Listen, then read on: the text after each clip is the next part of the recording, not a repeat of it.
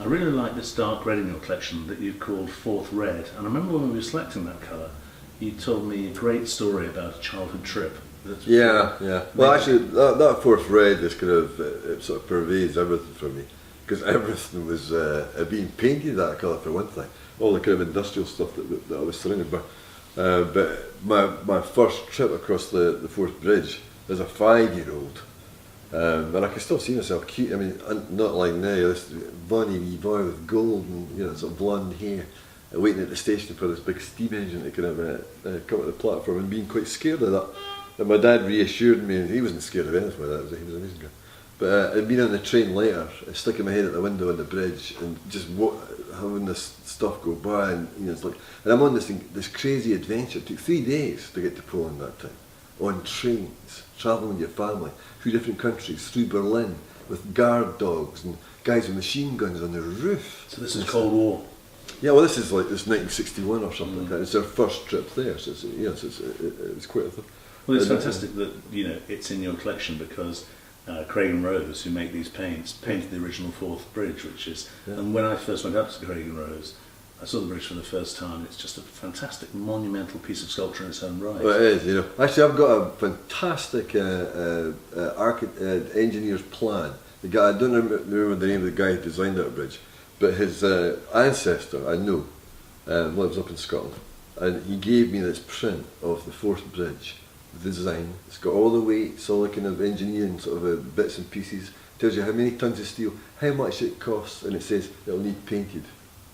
Yeah, of course, it'll be never-ending painting. Never-ending paint job.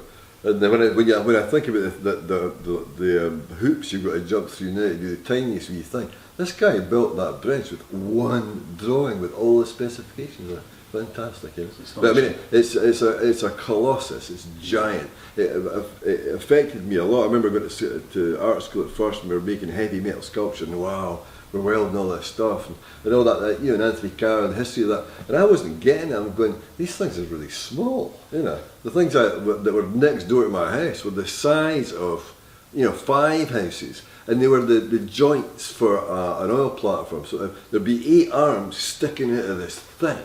That was going to be, and it would pass your house in a truck. Yeah. And you go, wow, that colour as well. Yeah. That colour also reminds me of that fantastic sculpture of yours of the heads. Yeah, the biggies. Yeah. Well, they're painted deliberately that colour to make that reference.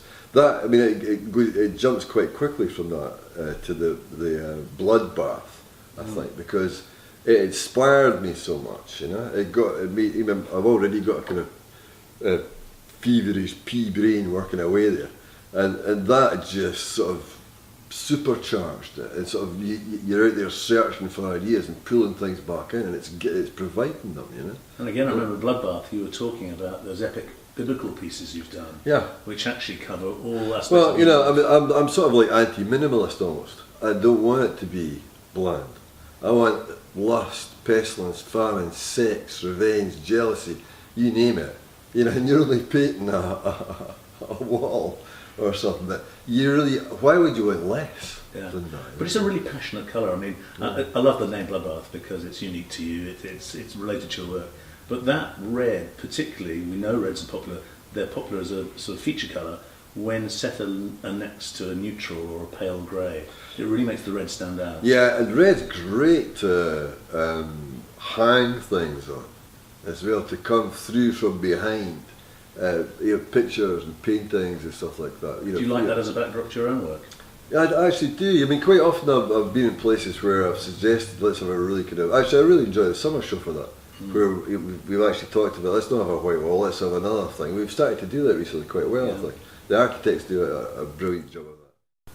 David, I'm really interested in this blue, which I think is a beautiful colour, and it's a colour that I see in a lot of your work. And what I really liked about the naming session is you were insistent that you called it beautiful. Yeah. I mean, I know now, I'm reminded of the need to let yourself go, and I'll remember the exact word for this in a second, but you'd spend a lot of time as a kid sort of just lying there in that grass with all those colours in it. Sort of, looking at the sky, and the range of blues that you would get would be incredible and beautiful. So a real sense of wonder. Yeah, a real sense of wonder, but you were able to fuse out into that. And I mean, I don't, people will ask you, do you ever meditate? Yeah. And I just sort of start to laugh, I mean, I think that I used to sort of, if I got on a train to go from Dundee to Edinburgh, my face would be stuck to the window with drool sort of pouring into the glass.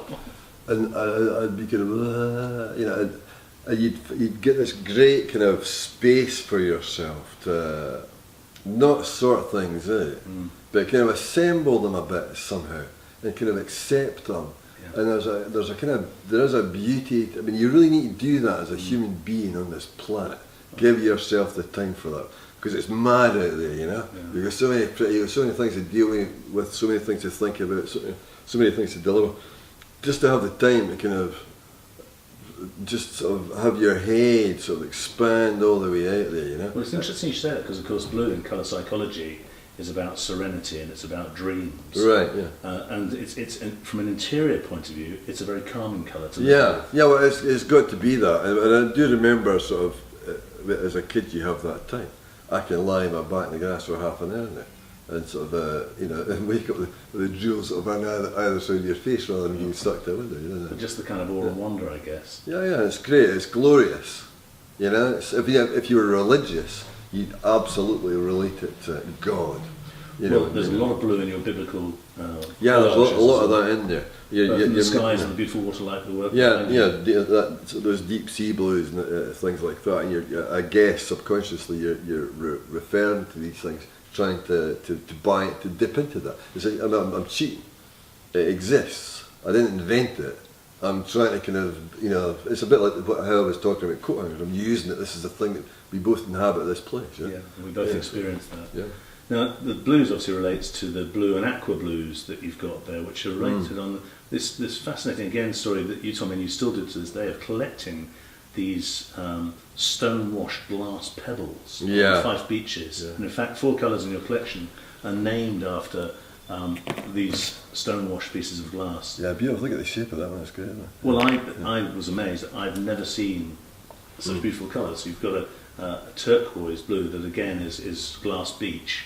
And you've got stone beach, and there's a sort of they're lovely, and they're not as the original colour would have been. It's the action of the sea. There's something has happened to them as well, as they've been washed, and also how the light hits them and so on. It's an interesting thing to walk along and picking these things up, because some of them are so small. How the hell did you see that? Which I rather like, actually, that you're able to kind of pinpoint things. And I often berate myself, as a matter of fact, for I'm just talking about the sky and my face is pointed at the sand looking for this stuff. But it actually catches you. Well, they must refract the light as well. It does refract light. And that's important, I think, in terms of being an artist, because you're talking about seeing. You're talking about, what you can actually see in your life and what that is. And when you look at it, what do you get? When I look at it, what do I get? So, are these things going to be wildly different? I mean, as they often are. Do anything for me? Well, I love it. But there's something about describing the world, to you as you're sort of ambling along with, doing whatever you're doing. Have you ever used these glass fragments in any sculpture? I've got huge plans for these glass fragments. Lots of plans. I'm planning to hopefully make the necklace coast in the kingdom of sculpture. Fife's it's the kingdom of Fife. It's the only kingdom in the country. They tried to take it away, but they couldn't do it. That's where we used to crown Scottish kings. It's not the county of Fife. Fife is the only kingdom in Britain. So you think you'd use it for a piece of land? Well, for instance, there are blocks there made by Polish paratroopers, great big, huge metre square concrete blocks. And I'm talking to people about embedding this glass, routing it out, and sort of setting it like a gem into that. I mean, these things are almost like a Gaudi-esque sort of fragment. Kind of, but they wouldn't be all joined up together necessarily. You might go for a walk and find one little bit of glass. You might find the next one that's got 20. you might find in it, and so on and so on. Almost like the flecks of colours you described earlier that you find in bricks. Yeah, Those crystal flecks. pretty much, you know. But these things would be like kind of jewels. I love the idea of the necklace coast. If you listen, these are things that would encourage you to get out and walk and look and see and experience that light, and the whole range of these colours that exists around that bit of land. I mean, I've realised recently, I've been on the beach so much that almost everything I do comes from that place, you know. Inspired by it. It's quite ridiculous. You think you're being inventive, and well, it's already bloody well there, you know. You just kind of picked it off and kind of took it and carried it off, you know. And I'm still doing it yet. Well, long may it continue. I really look forward to seeing those works. Now, you've got another colour, completely different colour, a most feminine colour in your range called Pink Slip. Yeah. Now, how do you feel about that pink, and why did you choose that? Well, there's a sky thing going on there too, for definite. It does relate to the other things I've said about blues and whatnot. But it's got a lot to do with, I seem to spend not a lot of my life, not all of it, not quite naked, but quite a bit of it. Poland was always a hoot. I mean, everybody was in various stages of undressed. Of course, sunburned, and you get sort of fleshy bits, and you get sort of ridiculously, almost kind of fourth red, sort of necks, and right to bloodbath. There's something about that and going back to picking potatoes and the flesh of all that, there's something there. There's something sensitive about that. It's sexy, Well, sexy. So Pink Slip isn't related to any particular memories of youth, then? Well, no, it is, which we probably can't relate here, Should we leave that to the imagination? Maybe we should, yeah. It's been great speaking to you. It's been a real pleasure creating this collection with you. I know that people are going to be really interested by the colours. I can't wait for the colours to be on display in the Royal Academy shop just before the summer exhibition. I think your collection in particular is going to be very popular. I hope so. I mean, it's been great for me too. Great, I'm a sculptor, Painters beware, It's like you would think you'd be talking to a painter about these things. And remember my experiences as a kind of struggling painter. What the hell do you do with this stuff? To arrive at this point is quite a kind of a big leap and a nice adventure for me, What I think is really interesting is obviously we've got the eye patch, which is our answer to the tester part. When we first showed you, you were really interested in the innovation. I'd love to think in the future sometimes you might want to think about using the eye patch in your work. Yeah, well, absolutely. I mean, actually, since we've been talking, that's definitely been in my head. I look at things, I think, oh my God, we could just take these colours and make a whole thing based entirely on that. We really can't wait for that. Thank you very much. Thank you.